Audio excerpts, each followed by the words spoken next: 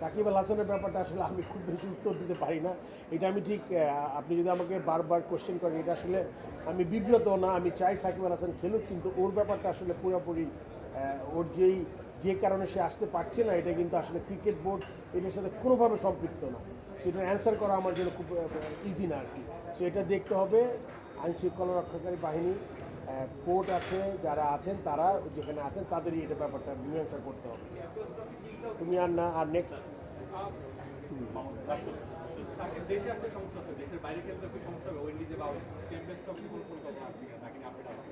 আমরা তো এখনও আমাদের লিস্টে আছে, আমরা আশা করি যে ওর একটা মানে সে যেভাবে চাচ্ছে বা এটা কিছু যদি সমাধান হয় তাহলে ডেফিনেটলি স্টিল আমি মনে করি সাকিব এখনও ক্ষমতা রাখে খেলার ন্যাশনাল টিমে।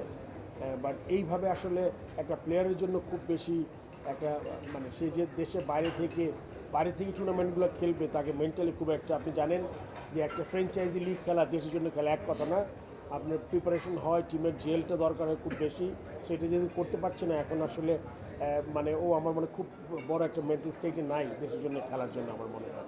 সেক্ষেত্রে আমরা মানে এই জিনিসটা ওকে আমরা ওর উপরে ছেড়ে দিয়েছি আমরা, যে ও কী চিন্তা করছে। নেক্সট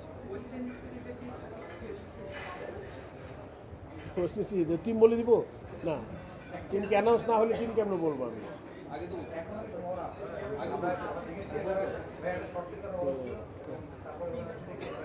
টিম আপনি দেখে ফেলবেন, তারপরে আমরা ওইটার ব্যাপারে আলোচনা করবো বা কোয়েশ্চেন অ্যান্সার করবো।